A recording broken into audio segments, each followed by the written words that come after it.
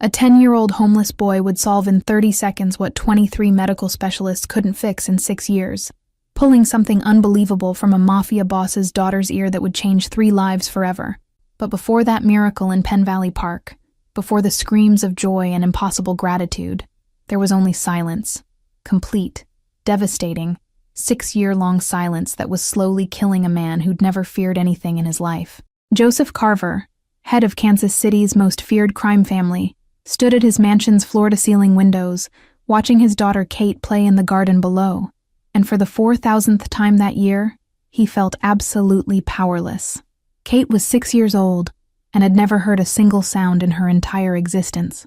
Not the crack of thunder that made other children cry, not the music box her grandmother sent from Italy, not the word daddy that Joseph whispered to her every night. She moved through the world like a ghost, trapped behind invisible glass, touching her right ear constantly as if she could physically locate the barrier between herself and sound. Joseph had memorized that gesture, the small hand rising unconsciously, fingers pressing gently, head tilting slightly as hope died once more. The medical bills stacked on his desk told a story of desperation that would have seemed impossible for a man of his reputation. $67,000 across 4 states, consultations with specialists in San Francisco, Los Angeles, Seattle, even a controversial doctor in Boston who claimed miracles and delivered nothing but sophisticated ways to say, "I don't know." They'd performed audiometry tests, tympanometry, auditory brainstem response evaluations, CT scans, MRI imaging, every acronym in modern medicine deployed against an enemy that refused to show itself on any screen or readout. Joseph had built an empire on certainty, on knowing exactly how much pressure to apply and where to apply it to get desired results. He'd negotiated with cartel leaders, eliminated rivals, corrupted officials, moved millions through legitimate businesses that masked operations the FBI had been investigating for 12 years, without success. His reputation was built on cold calculation and ruthless efficiency, the kind of man who could order someone's disappearance over breakfast and never lose sleep. But watching Kate try to pronounce words by studying his lip movements, practicing syllables she'd never actually heard, destroyed him in ways bullets and betrayals never could. The mansion's security system tracked 17 cameras, motion sensors, armed guards rotating shifts around the property's perimeter. Joseph had enemies who would pay millions for access to his daughter, leverage that could dismantle everything he'd built. Yet the real threat wasn't external. It was the growing fear that Kate would live her entire life in this impossible silence, that no amount of money or power or violence could fix what was broken inside her. He'd offered specialists double their fees, threatened others, even begged one renowned audiologist in Chicago who'd looked at Kate's scans and simply shaken his head with genuine sympathy that somehow hurt worse than contempt. Kate's speech therapist came 3 times weekly, a patient woman named Dr. Brennan who taught lip reading and articulation through endless repetition. Kate had learned to say "daddy" by watching Joseph's mouth form the word approximately 10,000 times, memorizing the shape of lips and tongue position without ever hearing the sound it produced. When she said it, her voice flat and uncertain, because she couldn't hear herself. Joseph's chest tightened with pride and grief simultaneously. The other crime families whispered that Joseph Carver had gone soft, that fatherhood had dulled his edge.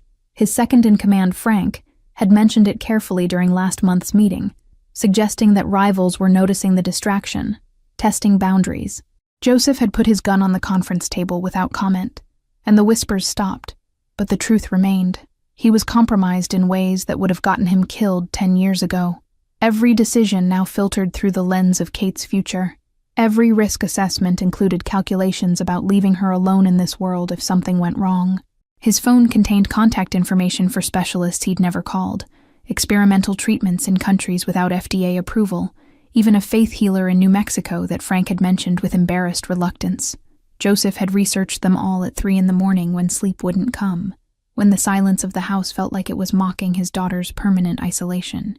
He'd grown up in Chicago's worst neighborhoods, clawed his way to power through intelligence and brutality, survived attempts on his life from enemies and supposed friends alike, but none of that prepared him for the helplessness of watching Kate live behind glass. The medical terminology had become sickeningly familiar. Conductive hearing loss versus sensorineural, cochlear function, ossicular chain integrity, temporal bone abnormalities. Joseph could discuss auditory pathology with the fluency of someone who'd spent 6 years studying nothing else, who'd read journals and textbooks trying to find some answer the specialists had missed. But every paper ended the same way: recommended additional testing, suggested monitoring progression, advised developing coping strategies. Kate's bedroom was soundproofed, a cruel irony that Joseph recognized but couldn't change. The walls blocked noise that she couldn't hear anyway, protection against a world that had already locked her out. Her toys included visual learning tools, books with pictures, puzzles that taught through patterns rather than sounds. Other children her age were learning to read through phonics. Kate was learning through pure memorization, associating written words with objects and concepts without the bridge of sound. The garden below showed Kate playing with a ball, bouncing it against the mansion's stone wall in rhythms she created through sight rather than sound. She'd developed her own games that didn't require hearing, activities that worked in silence. Joseph watched her adapt with resilience that shamed his own despair, but he couldn't shake the fury at the universe for placing this burden on a child who'd done nothing to deserve it. His sister-in-law Margaret had suggested sign language, a practical solution that made Joseph irrationally angry. Learning signs felt like surrender, admission that Kate would never hear, that they should stop fighting and accept this permanent silence. He'd snapped at Margaret in a way he immediately regretted, his frustration misdirected at someone who only wanted to help. The clock on his desk showed 2:47 p.m. on a Thursday in June, Kansas City heat making the garden shimmer beyond the windows. In approximately 4 hours, Joseph would take Kate to Penn Valley Park for their weekly routine, letting her run and play in public spaces where she could be almost normal. He didn't know that today would be different, that a homeless boy would approach them with knowledge that 23 specialists had missed. Right now, standing at these windows watching his daughter exist in silence, Joseph Carver only knew desperation, the kind that made powerful men consider impossible things, that made ruthless criminals pray to gods they'd abandoned, that made fathers willing to burn the world down if it would give their children what they needed. He'd killed men for far less than what fate had done to Kate, but there was no enemy to eliminate, no throat to cut, no negotiation to win. Kate looked up at his window and waved, her smile bright and genuine despite everything she couldn't hear. Joseph waved back, his reflection in the glass showing lines that hadn't been there 6 years ago, gray threading through dark hair that used to be solid black. His hands trembled slightly, a weakness he'd never allow anyone else to see, as he pressed his palm against the window. 3 miles across Kansas City, in the shadowed doorway of an abandoned warehouse near the River District, Ezra Park woke to Thursday morning heat already pressing against concrete and metal like a living thing. He was 10 years old and had been homeless for 3 years, surviving through a combination of invisibility, strategic kindness, and the moral code his mother had burned into him before the fire took her away. The doorway was his current sleeping spot, 5th location this month, chosen because freight trucks blocked sight lines from the street, and morning sun hit late enough to let him sleep past dawn, without police rousting him from doorways they considered blight on Kansas City's slowly gentrifying warehouse district. Ezra's survival strategy was deceptively simple: be useful, never threatening, always moving. He'd learned that homeless children triggered different responses than homeless adults: more pity, more danger, more attention from authorities who'd put him in foster care faster than he could explain why group homes felt like cages. His mother had taught him never to beg, because begging killed dignity, and never to steal because stealing killed soul, so he'd built existence around the third option, offering help in exchange for what he needed. Diners got tables wiped and floors swept for breakfast scraps. Barber shops got trash emptied for bathroom access. Grocery stores got carts returned for occasional damaged goods they couldn't sell anyway. The technique required reading people with accuracy that kept him alive. Ezra could spot generous versus dangerous within 3 seconds of observation, identifying who might help and who might hurt based on micro-expressions his mother had taught him to recognize. She'd been a nurse before addiction, and bad choices put them in shelters. And she'd explained how reading pain in patients' faces could mean the difference between life and death. His backpack contained everything he owned: 2 shirts, 1 pair of pants, a blanket his mother had wrapped him in during the fire, a water bottle he refilled at public fountains, and a small notebook where he tracked which businesses allowed his help and which days they were most receptive. The notebook was strategy guide and survival manual, documenting patterns that kept him fed and relatively safe. Ezra rolled his blanket with practiced efficiency, stuffing it into his backpack alongside clothes that needed washing more desperately each day. Public library bathrooms provided sinks for basic hygiene, though he had to time visits carefully to avoid librarians who'd grown suspicious of the small boy who came in dirty and left slightly cleaner. Staying clean was essential to his strategy. People helped clean homeless kids more readily than dirty ones, as if soap somehow made poverty more acceptable. The memories of his mother came in fragments now. 3 years after smoke filled the shelter and she pushed him toward exits while staying behind. He couldn't recall her face with clarity anymore. Just impressions of warmth, the sensation of her hand holding his, the sound of her humming songs he couldn't name anymore. She died when he was 7, and the intervening years had blurred her into feeling rather than concrete image. What remained sharp was her teaching, the lessons about dignity, about helping others, about surviving without losing yourself to desperation that turned people into things they'd hate. His father had disappeared 6 months before the fire, walking out after a fight Ezra only partially remembered. There'd been yelling about money and drugs and futures that didn't exist, and then his father was gone, just another person who'd decided survival was easier alone than with family dragging behind. The shelter fire haunted him in ways he couldn't articulate. He remembered alarm bells screaming through hallways, his mother's hands on his shoulders guiding him forward, the push toward exit doors that felt like flying and falling simultaneously. He'd gotten out and turned back to see flames eating the building's second floor, smoke pouring from windows like the structure was exhaling death. They'd told him later that she died from smoke inhalation, that she didn't suffer, as if that clinical description somehow made loss more bearable than knowing she'd suffocated while saving him. Ezra had spent 3 months in foster care immediately after, a home with 4 other kids and parents who meant well, but treated children like assembly line products requiring minimal individual attention. He'd run after the father hit one of the younger kids for breaking a dish, unwilling to wait around to see if he'd be next. The streets felt safer than homes where violence hid behind closed doors, where being fed and sheltered came with costs he wasn't willing to pay. He'd been running ever since, staying invisible, staying useful, staying alive through strategies his mother had inadvertently taught him. Morton's Diner appeared through morning haze at 6:47 a.m., its neon sign flickering intermittently with electrical issues management never quite fixed. The morning manager, Phil, was already inside prepping for breakfast rush, and he spotted Ezra through the window, with the resigned nod that meant permission granted. Ezra slipped inside through the back entrance, grabbed a cleaning cloth from the supply closet, and began wiping down tables with the thoroughness that kept this arrangement functioning. The breakfast came 20 minutes later. Pancakes, eggs, 2 strips of bacon, orange juice, and coffee that Phil added without asking, because he'd noticed Ezra's constant exhaustion. It was more food than necessary for table wiping, generosity that Phil disguised as payment for labor, so Ezra's pride could survive charity. They never discussed the arrangement explicitly. Phil set food down. Ezra ate. Both pretended it was purely transactional, rather than the kindness it actually was. After breakfast, Ezra walked to the public library, timing arrival for 9:15, when morning rush had cleared, but librarians weren't yet monitoring bathrooms for homeless people using sinks. He washed his face and hands with paper towels and hand soap, finger-combed hair that desperately needed proper cutting, and changed into his cleaner shirt.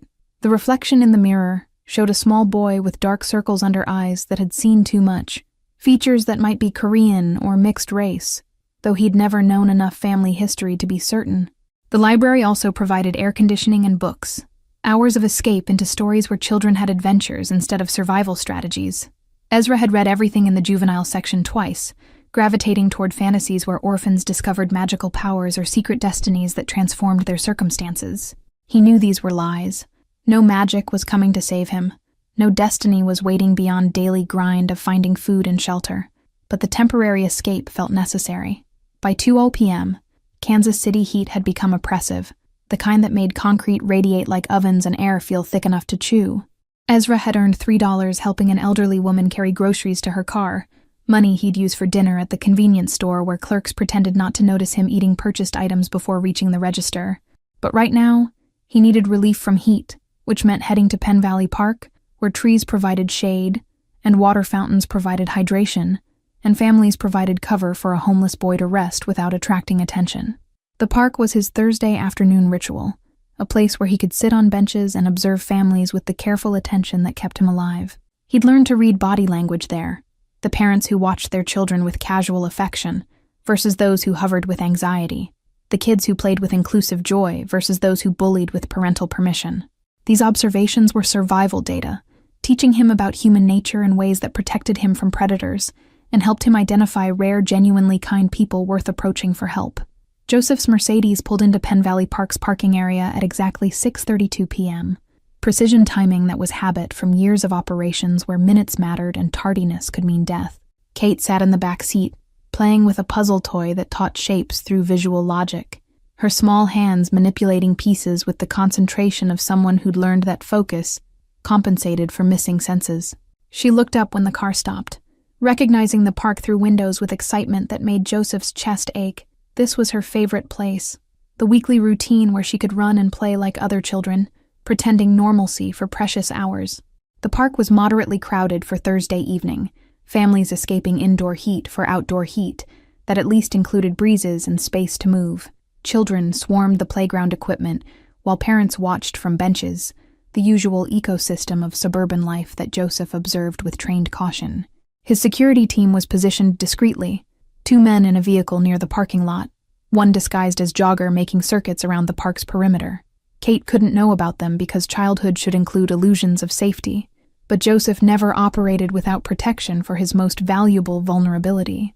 Kate bolted from the car the moment her seatbelt released, running toward the fountain with energy that 6 years of silence hadn't dampened. Joseph followed at measured pace, his eyes scanning the crowd with automatic threat assessment that never stopped even in spaces designed for recreation. He noted the young mothers with strollers near the playground, the teenage couple making out under a tree, the elderly man feeding pigeons by the fountain, the small boy reading on a bench. The fountain had become Kate's obsession during these visits, the water's movement providing visual stimulation that sound might have offered other children. She'd stand at its edge watching patterns, tracking drops and splashes with focus that suggested she was trying to understand something beyond visual data. Joseph wondered if she was trying to hear the water, if some part of her brain still reached for senses that didn't work, trying to fill the gap with intensity of observation. He positioned himself on a bench 20 feet from the fountain, close enough to intervene in emergencies, but far enough to let Kate have independence. The evening sun cast long shadows across grass that needed cutting, heat still radiating from concrete pathways even as temperature dropped toward tolerable. Other parents chatted with each other, their children's laughter providing soundtrack that Kate couldn't hear, creating community through sound that constantly excluded his daughter. Ezra had noticed them immediately when they arrived. Impossible not to notice the expensive car. The man who moved like violence was his native language. The small girl who ran with joy but touched her ear with unconscious repetition. He'd been watching families for 3 hours, reading dynamics and body language, but these two arrested his attention in ways that triggered recognition he couldn't initially name. Something about the girl's movements felt familiar, her head tilts and focused lip reading reminding him of something buried in memory's fragments that wouldn't quite surface. The man was dangerous. Ezra's survival instinct screamed warnings about approaching someone who carried himself with that particular combination of control and contained threat. His clothes were expensive but practical. His posture suggested weapons and training. His constant scanning of surroundings marked him as someone who expected attacks. This was not a person to approach carelessly, not someone who'd welcome homeless boy offering unsolicited observations about his daughter. Every survival lesson Ezra had learned said stay invisible, stay away, don't risk interaction with people who could destroy you without effort. But the girl's ear-touching continued, and suddenly memory surfaced with clarity that made Ezra's breath catch. 3 years ago, before the fire, his mother had helped their neighbor, Mr. Chen, who'd complained about hearing loss for weeks. She'd examined his ear with flashlight and patience, explaining to 7-year-old Ezra what she was seeing. Impacted cerumen, earwax that had built up and blocked the canal completely. She'd used warm water and gentle pressure, flushing the blockage out in pieces, until suddenly Mr. Chen could hear again, his relief and gratitude disproportionate to the simplicity of the solution. Ezra watched the girl touch her ear, for the 4th time in 2 minutes, saw her tilt her head the exact way Mr. Chen had tilted his, recognized the unconscious gesture of someone trying to physically access hearing that wasn't working. Medical specialists had probably examined her. Rich families like this had access to resources that people like Ezra couldn't imagine. But sometimes the simplest explanations got overlooked in favor of complex diagnoses. The decision to approach felt like stepping off a cliff, every survival instinct screaming objections, while something deeper pushed him forward. His mother had taught him that helping others mattered more than personal safety, that using knowledge to reduce suffering was moral obligation regardless of risk. She died pushing him toward exits while staying in danger herself, sacrificing her safety for his. And the least he could do was honor that lesson by taking risks to help others when he could. Ezra stood from his bench with legs that trembled slightly, his book forgotten as he walked toward the fountain where the girl played. Each step felt heavier than the last, fear building as the dangerous man's attention shifted toward him with laser focus that suggested recognition of threat approaching his daughter. Ezra raised his hand slightly in universal gesture of non-aggression, trying to appear non-threatening even as his heart hammered against ribs with force that felt like it might crack bone. Joseph saw the homeless boy approaching, and his hand moved automatically toward the gun concealed under his jacket, fingers touching grip with practiced readiness. The boy was small and obviously poor, clothes worn and face too thin, but size didn't determine danger. Joseph had seen children used as distractions, as weapons, as sacrifices by enemies who understood that targets lowered guards around kids. His body coiled with readiness to eliminate threat if the boy made any move toward Kate, protective instinct overriding any hesitation about using lethal force in public spaces. But the boy stopped 10 feet away, hands raised, eyes showing fear, but also determination that seemed strange for someone clearly terrified. "Please don't hurt me," Ezra said, his voice cracking slightly with stress that made him sound younger than 10. "I think I know what's wrong with your daughter. I think I can help her here." The words came out rushed, desperate, like he expected violence before he could finish explaining, like he was taking enormous risk for reasons Joseph couldn't immediately comprehend.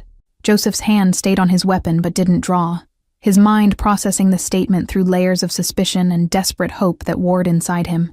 This was obviously a scam. Homeless kid approaching rich Mark with impossible promise, setting up some scheme to extract money or create distraction for accomplices. Nobody fixed hearing loss in parks, especially not homeless children without medical training, especially not conditions that 23 specialists had declared unsolvable. The logical response was to wave the boy away, maybe give him $20 to disappear, protect Kate from whatever con this was supposed to be. But something in the boy's eyes stopped Joseph's dismissal, some quality of genuine belief that didn't match con artist patterns. The kid looked terrified but sincere, like he actually believed what he was saying, like he was risking danger because he thought he could help, rather than because he smelled opportunity. Joseph had spent 20 years reading people. Separating liars from truth-tellers kept you alive in his business, and this boy wasn't lying. "You have 10 seconds to explain before I break your arm," Joseph said quietly, his voice carrying threat that made Ezra flinch visibly. "My daughter has been seen by specialists across 4 states. What makes you think a homeless kid knows something they don't?" The question was test. If the boy ran or fumbled for explanation, Joseph would dismiss him and tighten security to prevent similar approaches. Ezra swallowed hard, forcing words past fear that made his throat tight and his hands shake. "She touches her ear constantly and tilts her head trying to hear better. That's exactly what my neighbor did before my mom helped him. He had earwax blocking his canal completely. The doctors couldn't find anything wrong either because they were looking for complicated problems, not simple blockages." He spoke quickly, racing against the 10-second deadline, praying that explanation would buy him more time before violence happened. "My mom was a nurse. She taught me." "I'm not lying. I swear I'm not lying." The desperation in his voice was raw and genuine, the kind of honesty that couldn't be manufactured by someone trying to run a con. The explanation hit Joseph like physical impact, medical possibility that nobody had mentioned, despite $67,000 spent on consultations and tests. Impacted serum was basic enough that specialists wouldn't focus on it. Too simple, too obvious, too beneath their expertise to warrant serious consideration. But simple didn't mean impossible, and obvious problems sometimes got overlooked because everyone assumed someone else had already checked. Joseph's grip on his weapon loosened slightly as hope and skepticism fought inside him, desperately wanting to believe while knowing belief had destroyed him repeatedly over 6 years. Kate had noticed them talking and walked over with curious expression that suggested questions about why her father was talking to a boy her age. She looked at Ezra with open interest, unmarred by the threat assessment that Joseph automatically applied to every interaction, seeing him as potential friend rather than potential danger. Her hand rose unconsciously to touch her ear again, that habitual gesture that had haunted Joseph for 6 years, and Ezra's eyes tracked the movement with recognition that seemed to confirm his diagnosis. "Let me look," Ezra said, his voice steadier now that he'd delivered his explanation without immediate violence. "Just look. If I'm wrong, I'll leave and never bother you again." But if he was right, he didn't finish the sentence because the implications were too enormous, the possibility too fragile to voice without risking its destruction. If he was right, this girl could hear for the first time ever. If he was right, he could give her something that money and power couldn't buy. If he was right, everything could change in 30 seconds that would feel like 30 years. Joseph's hand remained on his weapon while internal calculation ran scenarios at lightning speed.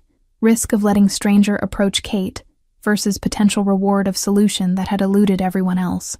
The logical choice was refusal, protecting daughter from unknown threat regardless of possible benefit. But 6 years of failure had exhausted logic's authority, had created desperation that made impossible risks feel worth taking. And something about this terrified boy who risked approaching dangerous stranger to help child he didn't know suggested sincerity that Joseph's instincts recognized as genuine. "You have 30 seconds, Joseph said finally, his voice carrying weight of absolute deadline that would result in severe consequences if betrayed. "Touch her wrong, hurt her in any way, and you won't leave this park alive." The security team had closed formation without being obvious about it. 3 men now positioned in triangle around the bench area where this drama was unfolding. They'd worked with Joseph long enough to read his body language fluently, understanding that this situation was balanced on knife's edge between violence and something else entirely, something none of them had protocols for because it existed outside normal threat assessment parameters. The lead security guard had his hand inside his jacket touching his weapon, watching the homeless boy with intensity that would result in immediate lethal response if anything went wrong, but also with curiosity about what would happen next, because Joseph's hesitation was unprecedented in situations involving potential threats to Kate. Ezra's mind raced through everything his mother had taught him about ear examinations, knowledge he'd absorbed at 7 years old without understanding it would become relevant 3 years later in a park where his life depended on memory's accuracy. She'd explained about the eardrum's fragility, how pressure had to be distributed carefully, how impacted cerumen could become hard as concrete if left long enough, but could still be extracted with patience and proper technique. The neighbor, Mr. Chen, had been elderly with poor hygiene habits that led to massive buildup, but Ezra had watched his mother work for 20 minutes with warm water and cotton swabs, and fingernails used as delicate tools until the blockage finally yielded, and Mr. Chen's hearing returned with clarity that made him weep with relief and gratitude. Kate's trust in this moment felt like gift Ezra didn't deserve, innocence that hadn't been corrupted by knowledge of how dangerous strangers could be, or how often adults disappointed children who depended on them. She studied Ezra's face with open curiosity, unmarred by the suspicion that her father projected constantly, seeing him as potential friend rather than threat requiring evaluation.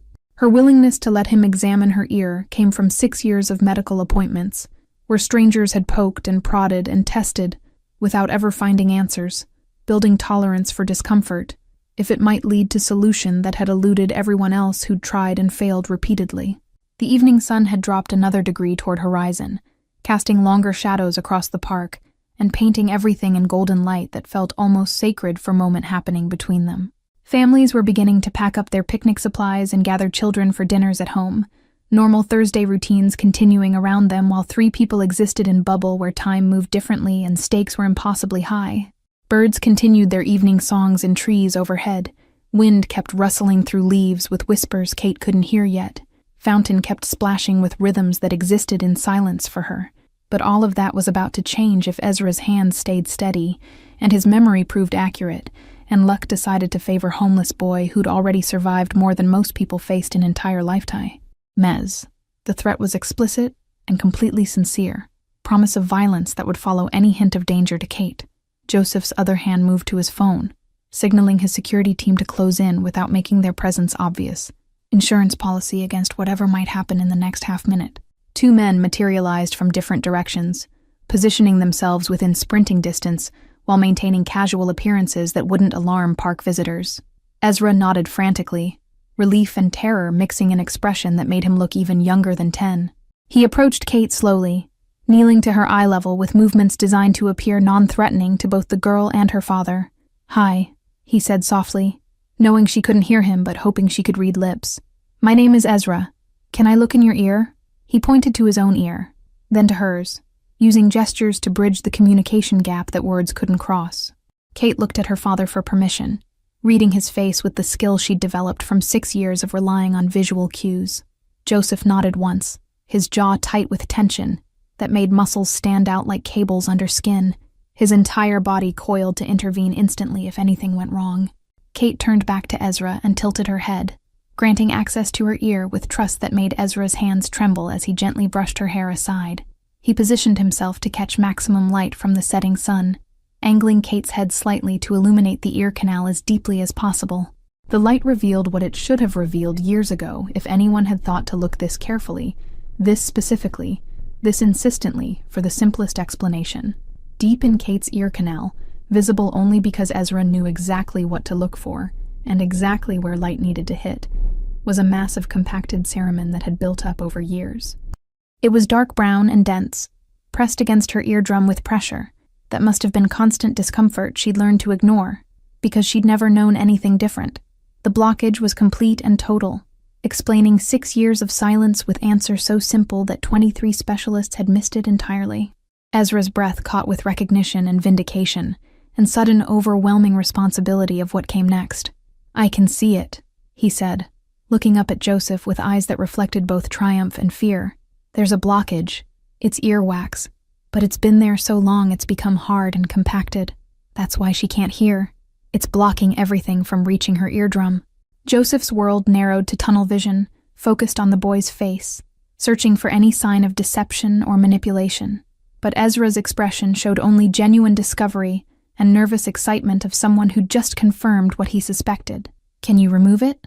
Joseph asked, his voice barely controlled despite the hurricane of emotion tearing through his chest. "Can you fix this right here, right now?" Ezra bit his lip, weighing honesty against the dangerous hope building in the man's eyes. "I think so. My mom did it for our neighbor, but it has to be done carefully. If I push wrong or use too much pressure, I could damage her eardrum. I need her to stay completely still, and I need you to trust me for about 60 seconds. The request was enormous, asking a man who trusted no one to place his daughter's welfare in the hands of a homeless child he'd met 3 minutes ago. Joseph's grip on Ezra's wrist was sudden and brutal, fingers wrapping around bone with pressure that made the boy gasp in pain. "If you hurt her, if you make this worse, if this is some kind of game..." Joseph didn't finish the threat, because words couldn't adequately convey the violence he'd unleash if his daughter suffered any harm from this decision. His eyes communicated everything his voice didn't, promises of consequences that would make death feel merciful. Ezra nodded through the pain radiating up his arm, understanding completely what was being promised. "I know.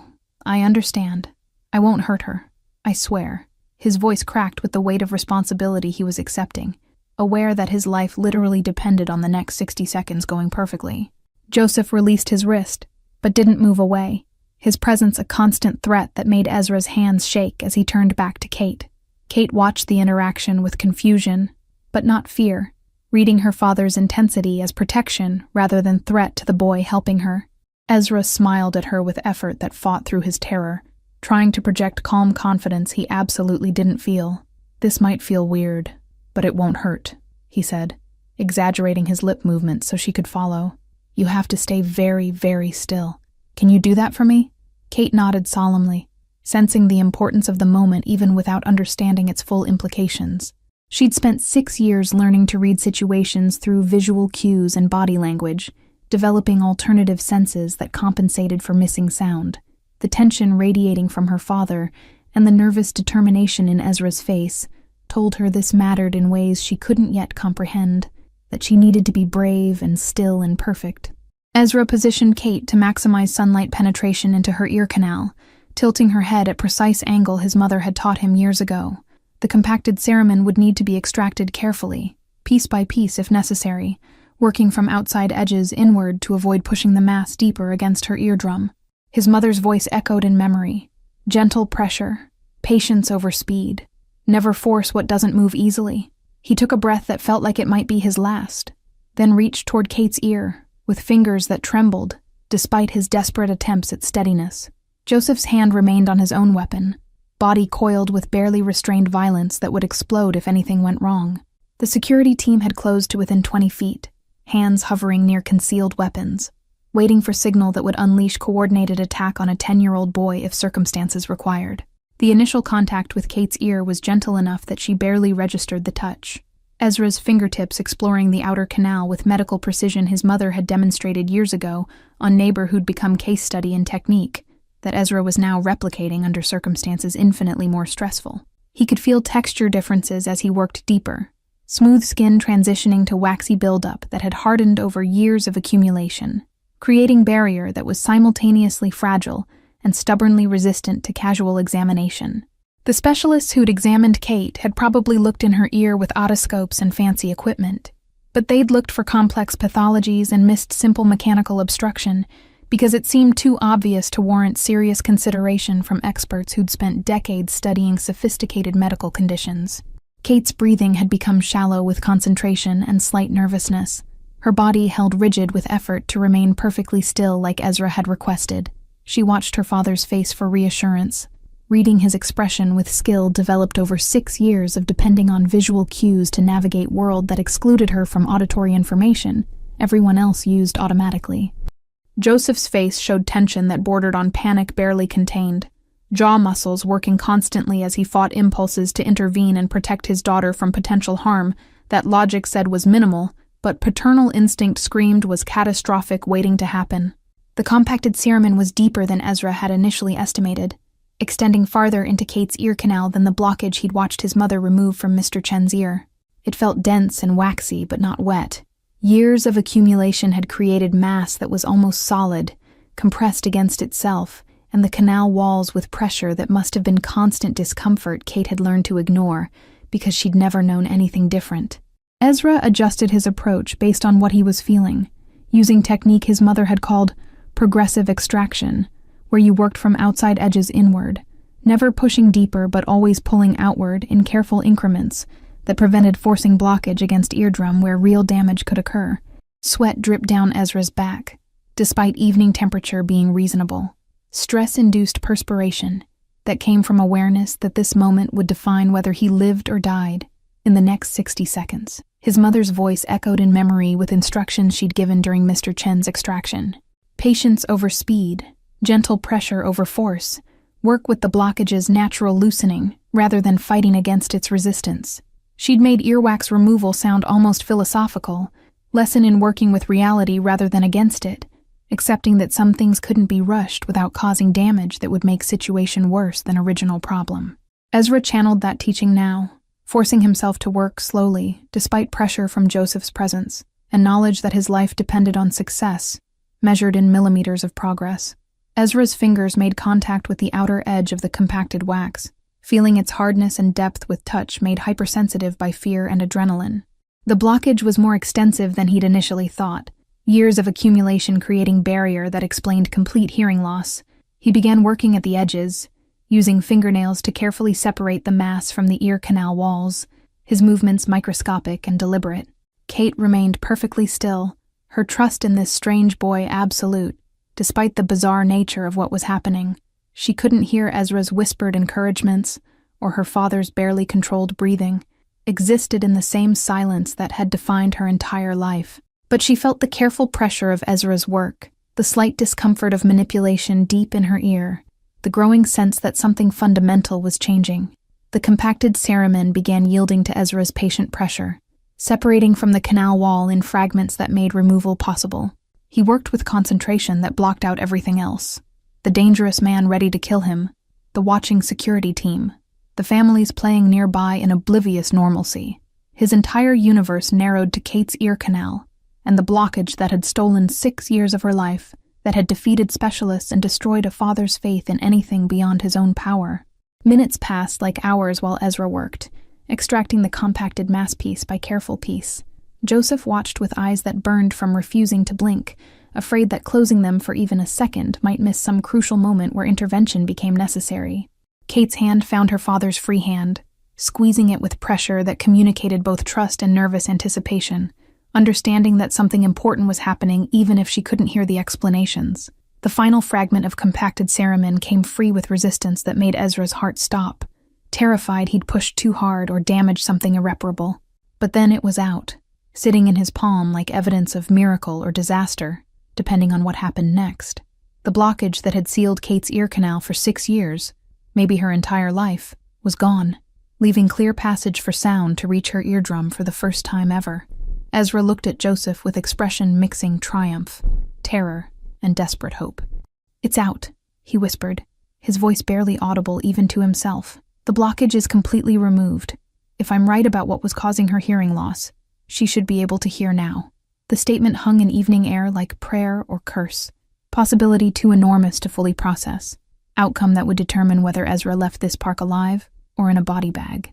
Joseph's grip on Ezra's wrist returned, less brutal this time but no less firm, anchor point connecting them in the moment before everything either changed or fell apart.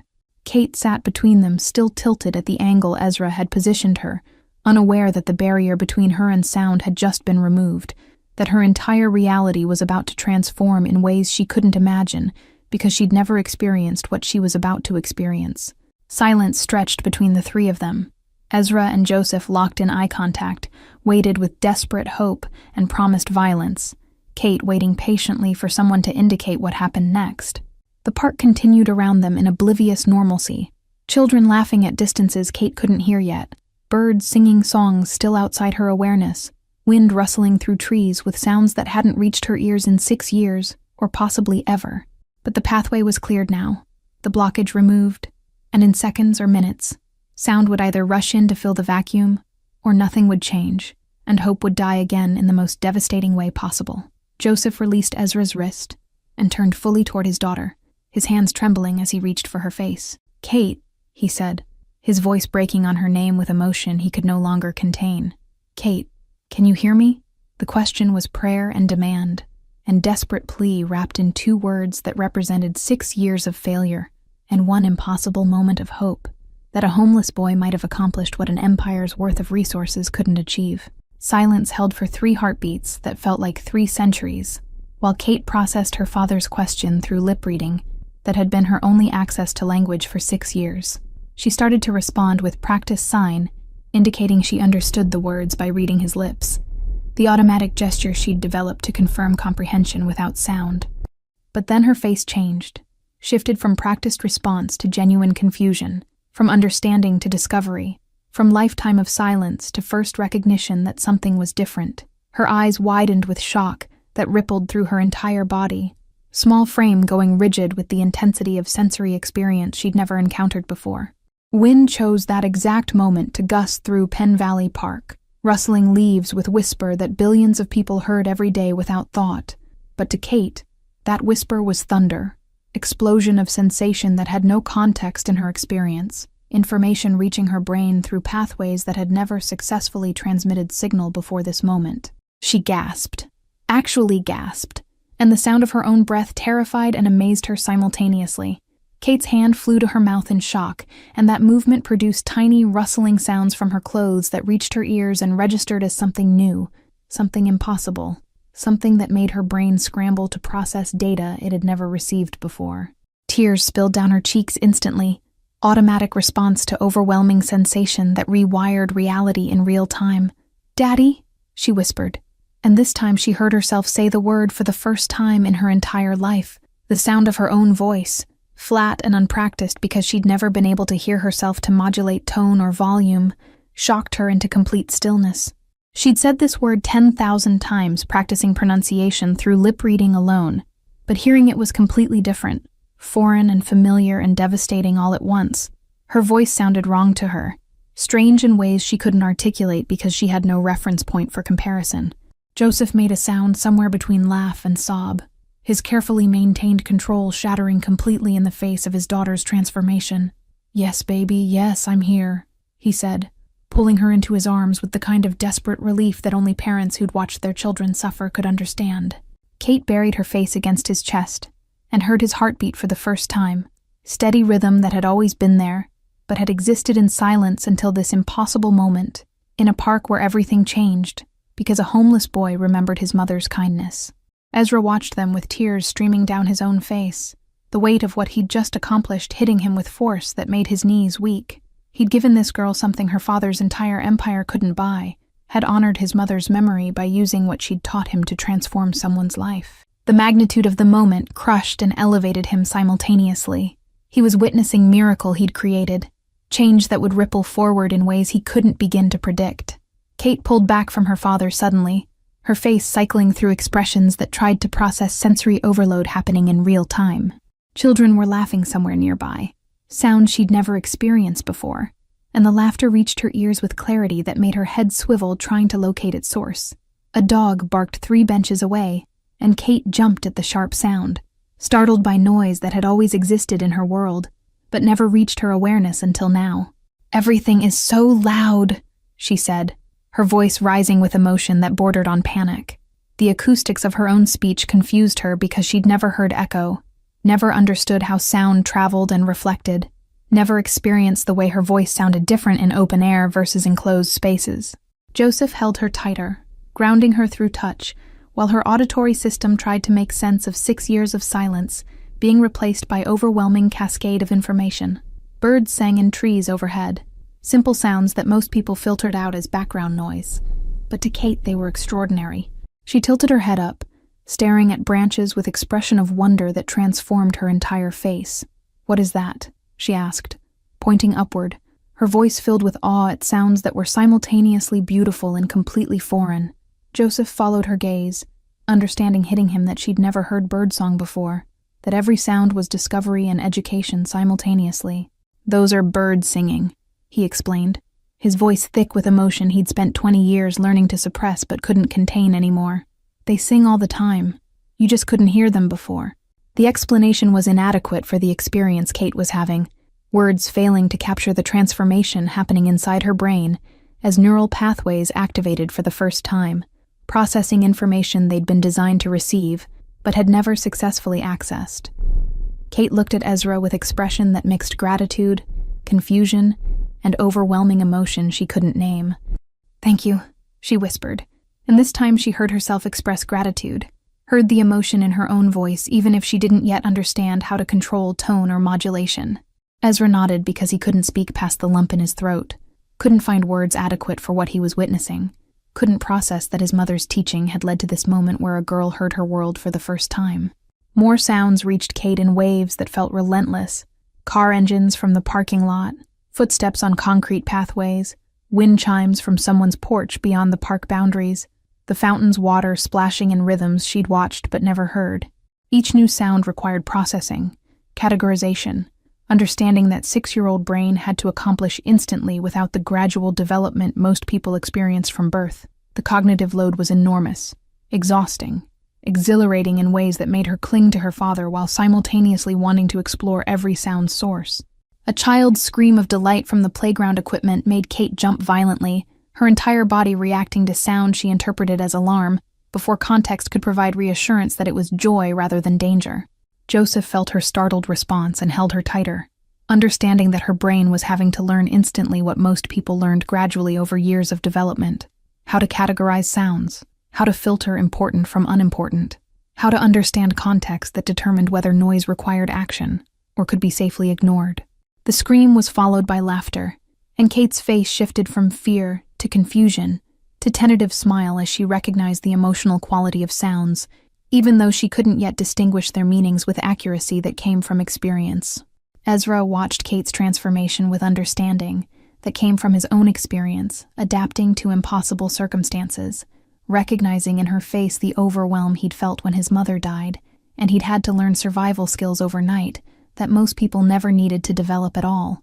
The difference was that Kate's overwhelm came from abundance rather than absence, from too much sensation rather than too little safety, from world opening up rather than closing down. But the cognitive load was similar, demand on brain to process and adapt and function despite fundamental reality being completely different from what came before. He wanted to tell her it would get easier, that adaptation happened faster than seemed possible, that human brains were remarkably good at normalizing the extraordinary, but he stayed quiet because she needed to experience this herself without his interference. The fountain's splash had become Kate's anchor point in the chaos of new sounds, familiar visual pattern now connected to audio component that made sense in ways that other sounds didn't yet. She kept looking at the fountain and listening to its rhythm, using it as reference point to calibrate other sounds against, building mental framework for understanding auditory world, through comparison to something she could both see and hear simultaneously. Joseph recognized what she was doing, creating system for processing overwhelming input by finding patterns and building structure, and felt pride mixed with concern about how hard her brain was working to accomplish in minutes what most people's brains accomplished over years of gradual development from infancy. A plane flew overhead, leaving contrail across evening sky, and the sound of engines made Kate's eyes widen with wonder as she connected visual of aircraft with audio of its passage. "That's the plane making that sound?" she asked, pointing upward, her voice reflecting amazement at connection between sight and sound that everyone else took for granted, but that was revelation to her. Joseph nodded and explained about engines and distance and how sound traveled, basic physics that suddenly had relevance, because Kate could finally experience the phenomenon, rather than just learning about it theoretically, through visual explanations that couldn't capture what hearing actually felt like in practice. Joseph looked at Ezra with expression that had traveled beyond gratitude into something closer to religious devotion. This homeless boy had accomplished what an empire couldn't, had given Joseph's daughter access to the world that money and violence and power had failed to provide. The debt was infinite and unpayable, the kind of obligation that rewrote fundamental assumptions about value and worth, and what mattered in life built on domination and control. "What's your name?" Joseph asked, his voice steady, despite emotion threatening to overwhelm him. "Your full name." The question carried weight beyond simple introduction. This was formal acknowledgement that the boy had become important, that his identity mattered to a man who'd spent years learning to see most people as tools or obstacles rather than individuals worthy of recognition. "Ezra Park," the boy responded, his voice quiet with exhaustion from adrenaline crash hitting him. Now that danger seemed to have passed. "I'm 10. I've been homeless for 3 years since my mom died in a fire. I sleep in doorways and help people for food because my mom taught me never to beg or steal." The information spilled out with honesty that suggested Ezra understood this moment demanded truth, that normal strategies of hiding and minimizing his situation wouldn't work here. Joseph processed the information with the same analytical precision he applied to business decisions that moved millions of dollars. Homeless 10-year-old who'd survived 3 years on streets, who'd retained moral code and observational skills that had just accomplished medical miracle, who'd risked approaching dangerous stranger because helping mattered more than safety. The boy represented something Joseph had stopped believing existed, genuine goodness that operated without calculation, kindness that expected nothing in return, courage that came from principles rather than strategic advantage. "Not anymore," Joseph said, his voice carrying finality that made Ezra's eyes widen with confusion and tentative hope. "You're not homeless anymore. You're coming home with us." The statement wasn't question or negotiation. It was decree from someone who'd spent decades making decisions that others followed without argument. But unlike orders Joseph usually gave, this one came from gratitude rather than power, from recognition that debt this enormous could never be repaid, but deserved acknowledgement that transcended simple payment. Ezra stared at Joseph with disbelief that fought against hope he'd trained himself never to feel. 3 years on streets had taught him that offers from strangers came with costs he couldn't afford, that kindness masked manipulation, that safety was illusion people used to trap you. But the gratitude in Joseph's eyes looked genuine, and the way Kate smiled at him suggested this family operated by different rules than the world he'd learned to navigate through constant vigilance. "I don't understand," Ezra said carefully, his survival instincts screaming warnings, even as exhaustion made the offer impossibly tempting. "Why would you take me home? You don't know me." "I could be anyone." The objection was self-sabotage born from 3 years of learning that good things didn't happen to homeless kids, that miracle moments ended with return to reality where doorways were beds and hunger was constant companion. Joseph's expression shifted into something harder, the businessman who'd built empire through reading people and understanding motivations they didn't recognize in themselves. You approached a dangerous man to help a child you didn't know, risked your life because you saw suffering you thought you could reduce. That tells me more about who you are than 3 years of background checks could reveal. His voice carried conviction that came from decades of evaluating character in situations where mistakes meant death. Kate had been listening to the entire conversation with wonder that came from hearing voices for the first time, processing not just words, but tone and emotion, and all the subtle information sound carried beyond simple meaning. She looked at her father with expression that mixed confusion and hope. "Is Ezra coming to live with us? Can he be my brother?" The questions were innocent, but carried weight that made both men freeze. her child's logic cutting through adult complications with direct desire for outcome that felt right. Joseph's walls, carefully constructed over 20 years of violence and betrayal, crumbled at his daughter's request. Kate wanted Ezra as family, not from obligation, but from genuine affection for the boy who'd given her the world. And Joseph recognized debt that transcended money or power, obligation that demanded more than payment or gratitude. This boy deserved protection, stability, the kind of security that Joseph's resources could provide, but that Ezra's courage had earned rather than purchased. "Yes," Joseph said, the word feeling like surrender and victory simultaneously. "If Ezra wants to, he can live with us. We have a guest house in the back of the property, private space where you'd have your own room, your own bathroom, freedom to come and go." The offer was structured to appeal to someone who'd survived through independence, who might fear cage disguised as sanctuary. Ezra's breath caught with realization that this might be real, that 3 years of survival might end in a park where he'd given everything he had to help someone else. "What about school?" he asked, practical concerns surfacing through emotional overload. "Foster care? The state keeps track of homeless kids. They'll come looking if someone reports I'm staying with you."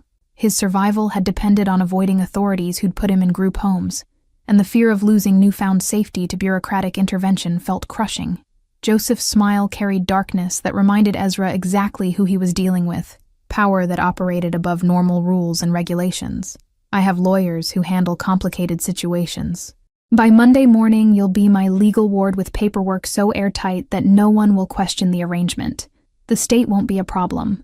The casual confidence in his voice suggested experience making problems disappear, through means Ezra probably shouldn't examine too closely. Kate grabbed Ezra's hand with excitement that made her bounce slightly, her other hand still gripping her father as she processed overwhelming sensory experience of hearing her own movements and the sounds of her joy. "We can play together every day. I can show you my room and my toys and—" She paused, realization hitting her. "I can hear you when you talk to me. I don't have to just read your lips. This is amazing." The wonder in her voice demolished whatever resistance Ezra might have maintained against accepting Joseph's offer. He'd given this gift to Kate, and now she wanted to share her life with him, not from obligation but genuine desire for his presence. The possibility of belonging somewhere, of being wanted rather than tolerated, of having family again after 3 years of devastating loneliness, felt too enormous to fully process without breaking down completely. "Okay," Ezra whispered, the word barely audible even in the new silence that had fallen between them. "Yes, thank you. I don't know what else to say." Tears he'd been fighting finally spilled over. 3 years of suppressed emotion breaking through defenses that had kept him functional, but had also kept him isolated from the kind of connection Kate was offering so freely. The acceptance felt like stepping off cliff into unknown territory, where Ezra had no map or survival strategies that had kept him alive for 3 years, on streets where every decision was calculated risk assessment. Living with Joseph meant entering a world of wealth and power that operated by rules Ezra didn't understand, accepting help from man whose reputation probably included violence and criminality that polite society preferred to ignore, as long as it happened to other people in other neighborhoods. But Joseph had also revealed himself as father, who'd spent 6 years desperately seeking solution to daughter's suffering, man who'd offered home to homeless boy without hesitation, because gratitude demanded more than payment could satisfy, and that contradiction made him human in ways that Ezra's survival instincts recognized as genuine, rather than performance designed to manipulate. Kate's excitement was palpable and overwhelming, her grip on Ezra's hand tightening with enthusiasm that made him wonder if she understood what she was asking for by wanting him as brother. He was damaged in ways that 3 years of homelessness had carved into his personality, hyper-vigilant and slow to trust and prone to hoarding food, because hunger had been constant companion for so long that abundance felt temporary and suspicious. He had nightmares about the fire that killed his mother, woke screaming sometimes in whatever doorway he'd found for the night, carried guilt about surviving when she hadn't that therapy might help, but that streets had no room for processing, because survival required forward momentum rather than backward reflection. Joseph saw Ezra's hesitation and recognized it as reasonable caution, rather than rejection of offer being extended. "You'll have your own space," he repeated, emphasis on autonomy, designed to appeal to someone who'd survived through maintaining control over his circumstances, even when those circumstances were terrible. "Guest house has locks on doors that only you control. You can leave whenever you want. I'm not trying to trap you or own you or control your life. This is offer of safety and resources, not cage disguised as sanctuary. The reassurance came from understanding that trust was earned rather than demanded, that Ezra's wariness was adaptive response to world that had taught him that safety was temporary illusion. People used to lower your guard before taking advantage.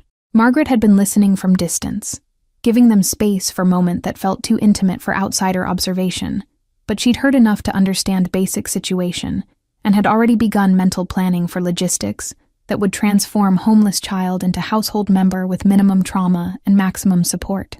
She'd worked with enough difficult situations in Joseph's business operations to know that good intentions without practical execution led to disasters that hurt everyone involved, and she was determined that Ezra's transition would be handled with competence that matched the compassion motivating it.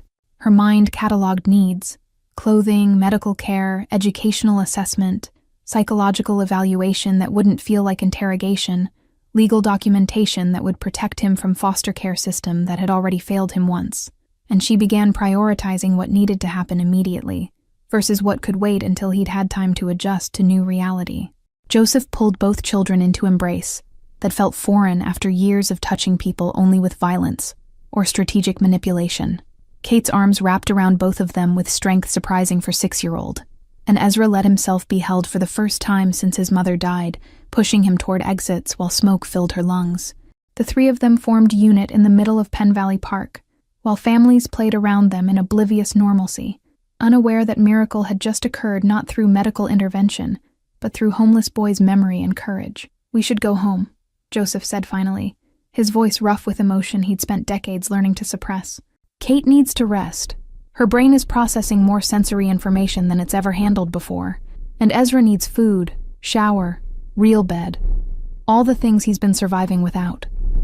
The practical concerns helped ground moment that threatened to overwhelm all three of them, gave structure to transformation that felt too enormous to navigate without concrete next steps. They walked toward the Mercedes as unit, Kate between the two of them holding both their hands, her head constantly swiveling to track sounds she'd never experienced before. Birds, wind, distant conversations, car engines. Everything was discovery that made her gasp or smile or ask questions that Joseph answered with patience that surprised him. Ezra walked in daze, unable to fully believe that his life had changed this completely in the 30 seconds it took to extract compacted cerumen from a little girl's ear.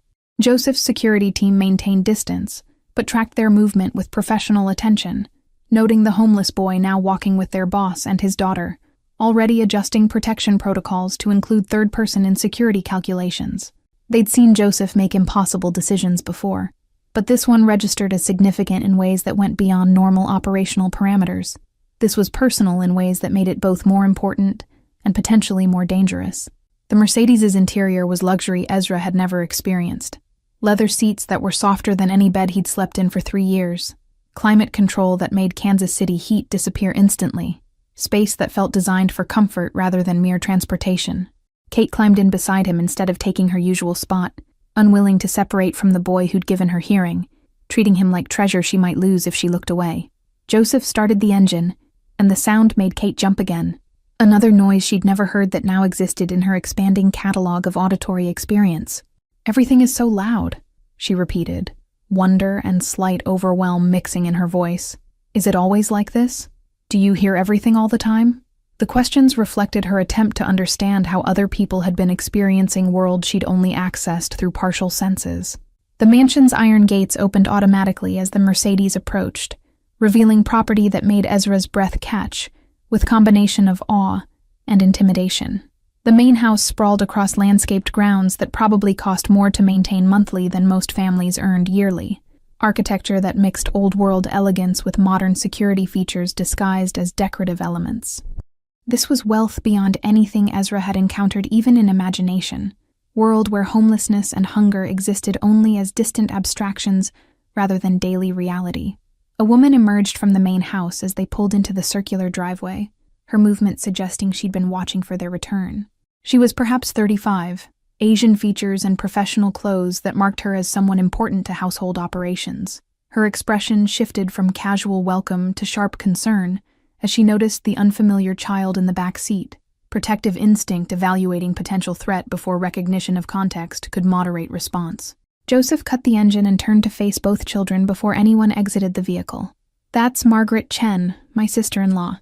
She manages my legitimate businesses and lives in the west wing of the main house.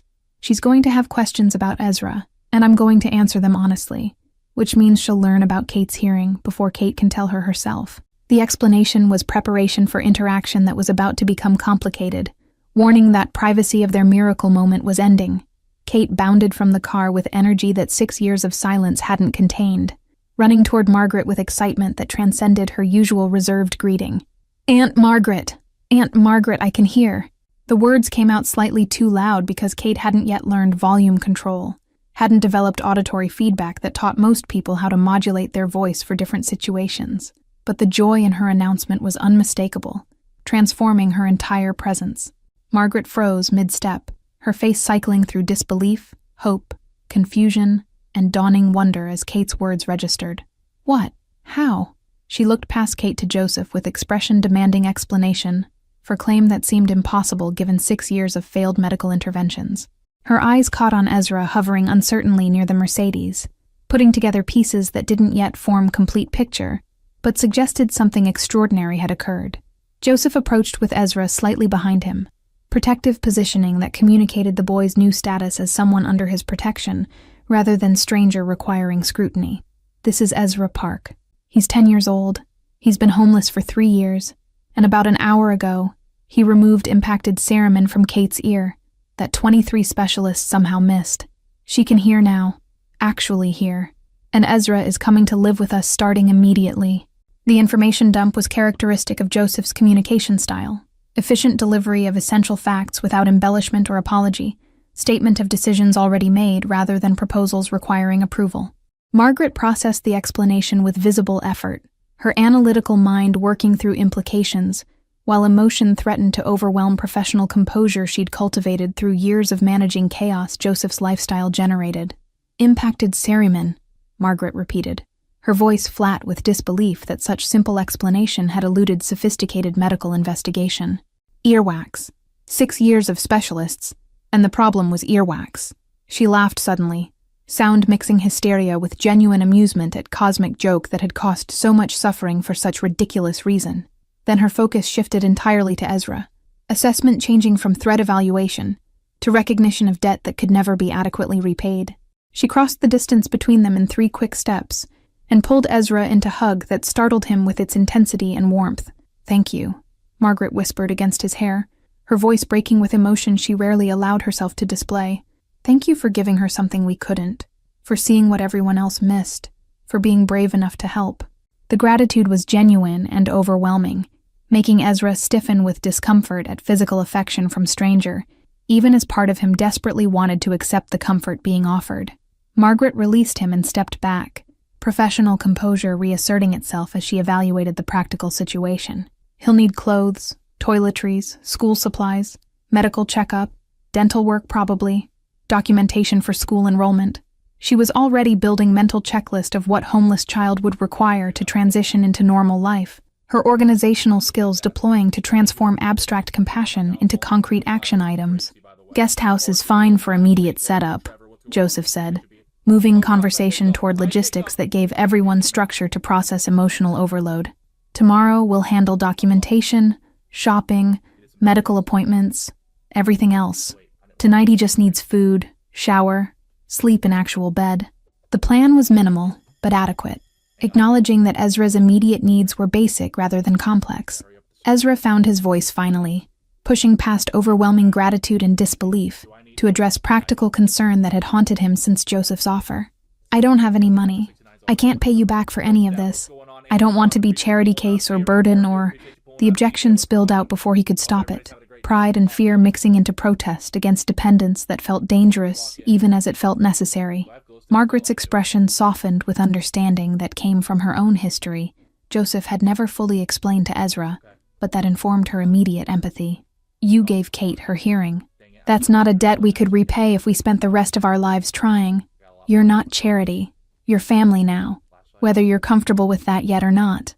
Her voice carried finality that matched Joseph's earlier declaration, Two people deciding Ezra's fate with confidence that brooked no argument. Margaret's own story included immigration from Taiwan at age 12, with parents who'd worked 3 jobs each to afford tiny apartment in Kansas City's deteriorating Chinatown district, understanding poverty and displacement in ways that connected her immediately to Ezra's experience despite surface differences in their circumstances. She'd clawed her way to business degree through community college and state university while working full-time, built expertise in financial management that had attracted Joseph's attention when he'd needed someone to legitimize his business operations without asking uncomfortable questions about where money originated. Her sister's marriage to Joseph's cousin had brought her into family orbit, and her competence had kept her there even after her sister died from cancer 5 years ago, leaving Kate motherless and Joseph devastated in ways he'd never acknowledged publicly, but that Margaret had witnessed in private moments when grief overwhelmed his carefully maintained control. The connection between Margaret and Ezra was immediate and unexpected, recognition passing between two people who'd survived circumstances that should have destroyed them, but had instead forged resilience that looked like strength, but felt like constant vigilance against next disaster. She saw in his eyes the same hyper-awareness she'd carried for decades after immigration, same calculation of exits and evaluation of threats, and reluctance to fully relax even in supposedly safe spaces, because safety was privilege that could be revoked without warning. Her empathy came from lived experience rather than abstract compassion, understanding that offering him room and food wasn't enough. He'd need time and patience and consistent proof that this wasn't temporary arrangement that would end when gratitude wore off, or when his presence became inconvenient to people who had better options. Joseph watched Margaret interact with Ezra and felt something shift in his chest that had nothing to do with Kate's miracle and everything to do with recognition that he'd been deliberately ignoring for months. Margaret moved through his world with competence that made chaos manageable, and compassion that made his daughter feel loved when his own emotional availability was limited by years of training himself not to feel too much or trust too deeply. She'd been managing his legitimate businesses for 3 years, living in West Wing of Mansion as family member who wasn't quite family, but was too important to categorize as mere employee, existing in liminal space that protected both of them from acknowledging attraction that was obvious to everyone except perhaps themselves. Watching her welcome Ezra with immediate acceptance made Joseph wonder if he'd been a fool to maintain distance from women who understood his life's complications without judgment or demands for changes he wasn't ready to make. Kate had been exploring sounds of the garden during adult conversation, discovering fountains splash and wind chimes melody and gravel crunching under her feet as she walked paths she'd traveled 100 times in silence. She ran back to the group with flowers she'd picked, presenting it to Ezra with ceremony that suggested significant gesture. "This is for you, for making me here. You're my hero." The simple declaration from 6-year-old carried weight that sophisticated thank yous couldn't match. Child's absolute sincerity cutting through Ezra's defenses more effectively than adult reassurances. He accepted the flower with hands that trembled, unable to speak past emotion clogging his throat, aware that his life had transformed completely in the hours since he'd woken in doorway across Kansas City, wondering where breakfast might come from. "Let's get you both inside," Margaret said, her voice gentle as she guided them toward the guest house with efficiency that suggested she'd already mentally prepared the space for occupant. "Ezra, you'll stay in the guest house tonight, and tomorrow we'll make it properly yours. Kate, you need to rest. Your brain has been working overtime processing new sensory information, and exhaustion is going to hit you soon if it hasn't already." The guest house was a small mansion in its own right, 2 bedrooms with attached bathrooms, full kitchen, living area with furniture that probably cost more than Ezra's mother had earned in years of nursing work. Margaret showed him the bedroom that would be his with matter-of-fact practicality that made extraordinary situation feel almost normal, pointing out shower controls and promising to bring clothes that might fit temporarily until proper shopping could occur tomorrow. Left alone in bedroom with actual bed and clean sheets and door that locked from inside for privacy rather than protection, Ezra finally let himself break down completely. 3 years of suppressed grief and fear and exhaustion poured out in sobs that shook his entire body. Release of pressure he'd been containing since his mother died in fire saving him. He'd survived by staying strong, by never letting anyone see weakness that could be exploited, by maintaining control through situations that would have broken most adults. But here, in this room that represented safety he'd stopped believing existed, he could finally let go. 3 years passed with momentum that transformed all their lives in ways that first evening in Penn Valley Park had only hinted at. Ezra was 13 now, sitting in 8th grade honors classes at prestigious private school, where Margaret had enrolled him after summer of intensive tutoring, caught him up on education he'd missed during homeless years. His teachers praised his analytical abilities and emotional intelligence, qualities that had kept him alive on streets now deployed toward academic achievement, that suggested college scholarships were inevitable rather than aspirational. Kate was 9, and thriving in ways that made those 6 years of silence seem like distant nightmare rather than recent reality. Her speech had developed with help from therapist Dr. Brennan, who'd cried openly when Joseph called to share that Kate could finally hear the pronunciation correction she'd been giving for years. Kate's voice had lost its flat quality, developing inflections and modulations that came from hearing herself and adjusting accordingly, though she still occasionally spoke too loudly when excited. The relationship between Kate and Ezra had evolved into genuine sibling dynamic that surprised everyone with its depth and normalcy. They fought over bathroom time and borrowed belongings, defended each other against outside threats with ferocity that made Joseph simultaneously proud and concerned, shared inside jokes that referenced experiences no one else understood. Kate called him her brother without qualification or hesitation, and Ezra had stopped flinching when she said it. Joseph had changed in ways more subtle but no less significant than the children's transformations. The ruthlessness that built his empire remained, but it was tempered now by awareness that some things mattered more than power and control. He'd started transitioning legitimate businesses to majority ownership, slowly extracting himself from criminal operations in ways that wouldn't trigger war with rivals or attention from FBI agents who'd been investigating him for over a decade. Margaret had been helping with the transition, her financial expertise making complex restructuring possible. Margaret herself had become more than sister-in-law and business manager. She'd become essential to household operations and family cohesion in ways that had gradually shifted her relationship with Joseph into something neither of them had planned or discussed openly. They'd been dancing around mutual attraction for 2 years now, both aware of feelings neither had acted on, maintaining professional distance that was becoming increasingly difficult to justify. Ezra and Kate had noticed, and had begun making pointed comments about adults being oblivious, their child's logic insisting that people who loved each other should say so. The guest house had been transformed into Ezra's domain, decorated with posters from movies he'd discovered, and books Margaret kept buying him faster than he could read them. His room reflected both his past and present. Homeless survival skills remained sharp, even as he lived in luxury. Backpack still packed by the door with essentials in case everything disappeared and he needed to run. Joseph understood the precaution, and never commented on it, recognizing that trust came slowly to people who'd learned that safety was temporary illusion rather than permanent state. Kate's bedroom in the main house had become sensory wonderland, filled with musical instruments and sound-making toys, and recordings of birdsong and ocean waves that she played on repeat to make up for 6 years of silence.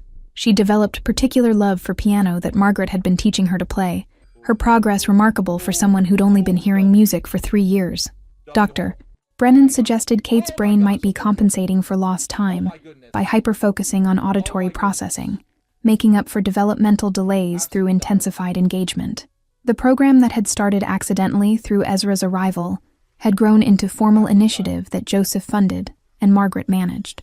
Tom's Law, named after homeless boy in different city who'd inspired similar program, had placed 47 children from Kansas City streets into stable homes over 3 years, screening families and providing support services that gave kids alternatives to foster care system that had failed so many. Ezra trained volunteers on how to spot medical issues professionals might miss, his story becoming legend that gave other homeless kids hope that transformation was possible. The media had tried repeatedly to cover the story of mafia boss who'd become children's advocate, journalists smelling human interest angle that would drive ratings and subscriptions through combination of redemption narrative and criminal intrigue. Joseph had refused every interview request with threats that made reporters reconsider their career choices, unwilling to expose Kate and Ezra to scrutiny that would reduce their lives to entertainment for people who'd forget them by next news cycle. Margaret had been more diplomatic in her refusals, explaining that the program's success depended on privacy for families involved, that publicity would attract wrong kind of attention from people who saw vulnerable children as opportunities rather than humans deserving protection. The journalists had eventually backed off when it became clear that pursuing the story would result in consequences that exceeded potential benefits of publication. Kate had become unexpectedly fierce advocate for homeless children after meeting some of the kids Ezra's program had helped. Her natural empathy amplified by understanding what it felt like to be trapped in a situation that seemed permanent, until someone saw what others missed and offered help. That changed everything. She'd convinced her school to partner with Tom's Law for Service Learning Project, organizing donation drives and awareness campaigns with enthusiasm that impressed teachers who'd initially worried about 6-year-old who'd just gained hearing, taking on ambitious social justice initiative. Her presentations mixed personal testimony with practical information, using her own story as proof that impossible transformations happened when people cared enough to look closely and act courageously, despite not knowing if their efforts would succeed. Ezra's relationship with education had evolved from survival necessity to genuine passion. His natural curiosity finally given resources and time to explore subjects that interested him beyond immediate practical application. He'd discovered particular aptitude for medicine and psychology, fascinated by questions of how bodies worked, and how trauma shaped development, and how healing happened in contexts where damage seemed permanent. His teachers noted that he asked questions that revealed sophisticated understanding of human vulnerability, drawing connections between biological systems and social structures that most 8th graders wouldn't recognize without prompting. College counselors were already discussing scholarship opportunities at prestigious universities where his unique background would be valued as much as his academic achievements. The therapist, Margaret, had insisted Ezra see weekly had helped him process grief and guilt about his mother's death, gradually loosening the chokehold those emotions had maintained on his ability to imagine future beyond simple survival. Dr. Patterson specialized in childhood trauma and had decades of experience helping kids who'd survived impossibility and emerged damaged but not destroyed, functional but carrying wounds that required professional attention to heal rather than simply scar over. Ezra had resisted therapy initially with street-learned suspicion of adults who asked too many questions about feelings when basic needs still felt uncertain, but Dr. Patterson's patient competence had eventually convinced him that healing was possible and worthwhile, even though it hurt worse than ignoring pain, and pretending strength meant never admitting vulnerability. Joseph's legitimate businesses now employed 12 formerly homeless teenagers in after-school programs that paid well and taught marketable skills, investment in human potential that felt foreign, but increasingly right. Margaret had structured the programs to be self-sustaining, proving that compassion could coexist with fiscal responsibility, that helping people didn't require sacrificing business sense. The FBI had noticed the charitable work and had actually backed off slightly on their investigation. Agents apparently conflicted about pursuing man who was simultaneously criminal and benefactor.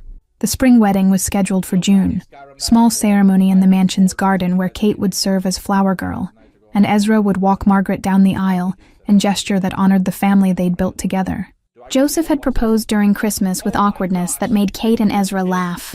Powerful man reduced to nervous uncertainty by question that felt more terrifying than any physical danger he'd faced. Margaret had said yes before he'd finished asking, her own composure cracking as she'd acknowledged what they'd both known for years, but had been too cautious to voice. Kate practiced piano in the main house, while Ezra studied in the guest house, their evening routine comfortable in ways that 3 years ago would have seemed impossible to boy sleeping in doorways and girl living in silence. Sometimes Ezra still woke in panic, thinking he was back on streets. That transformation had been dream, and he'd returned to reality of hunger and danger. But then he'd hear Kate's piano drifting across the garden, sound that proved miracles were real, and second chances existed for kids who'd survived what should have destroyed them. The fountain in Penn Valley Park had become pilgrimage site for their family, place they visited monthly to remember where everything changed. Joseph would sit on the same bench where he'd waited while Kate played, and Ezra would position himself where he'd first noticed her ear touching and recognized what specialists had missed. They'd recreated that afternoon hundreds of times in conversation, examining it from different angles, finding new meaning in decisions that had felt random, but had aligned into transformation that saved multiple lives. The compacted cerumen that Ezra had extracted remained in small display case in Joseph's office, preserved as evidence of miracle that expensive medicine had missed and homeless boy had solved in 30 seconds.